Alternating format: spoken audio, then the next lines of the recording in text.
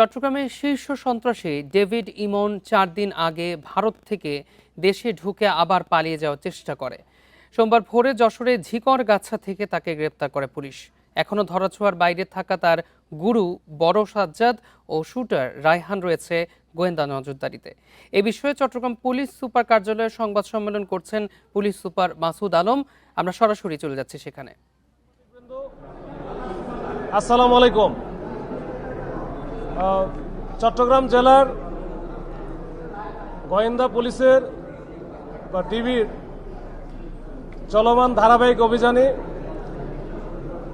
চট্টগ্রাম তথা এই অঞ্চলের আলোচিত শীর্ষ সন্ত্রাসী মোবারক হোসেন ইমন ওরফে ডেভিড ইমন সহ যে 5 জনকে গ্রেপ্তার করা হয়েছে এবং তাদের দেখানো মতো বা তাদের কাছ থেকে একটি বিদেশি পিস্তল, 2টি এলজি সহ অন্যান্য দেশীয় অস্ত্র উদ্ধার করা হয়েছে। এই সংক্রান্তে আমাদের আজকে প্রেস ব্রিফিংয়ে আমরা উপস্থিত হয়েছি। চট্টগ্রামের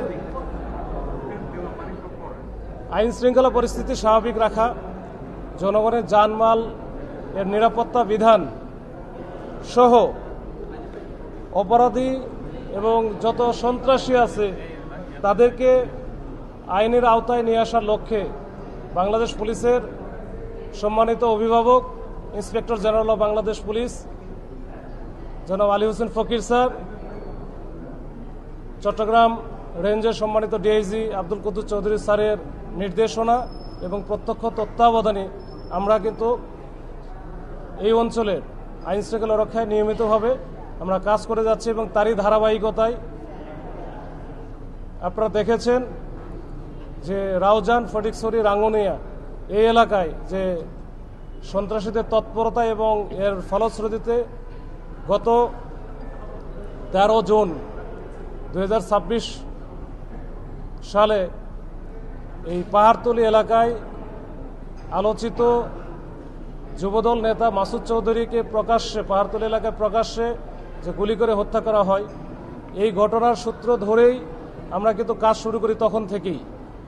এবং এই ঘটনার সাথে যারা যারা জড়িত ছিল প্রত্যক্ষভাবে এবং পরোক্ষভাবে সবাইকে আমরা শনাক্ত করতে সক্ষম হই এবং তখন থেকে তাদের পিছনে আমরা লেগে থাকি। এইটার পিছনে কাজ করতে গিয়ে আমরা তাদের সম্পর্কে এই যে আমাদের যে গোয়েন্দা তথ্য, স্থানীয় তথ্য এবং আমাদের যে তথ্য প্রযুক্তির চুলচেরা বিশ্লেষণ, এটা করে আমরা গুরুত্বপূর্ণ অনেক তথ্য পাই এবং এই ধারাবাহিকভাবে আমরা কিন্তু লেগে আছি তাদের পেছনে। লেগে থাকার একটা পর্যায়ে গত 22 তারিখে, এই মাসেরই গত কয়েকদিন আগে 22 তারিখে আমরা ওই মামলার, যেটা মাসুদ হত্যা মামলার অন্যতম আসামি এবং এজার নামীয় আসামি ইলিয়াস ওরফে ধামা ইলিয়াস, তাকে কিন্তু আমরা গ্রেপ্তার করতে সক্ষম হই।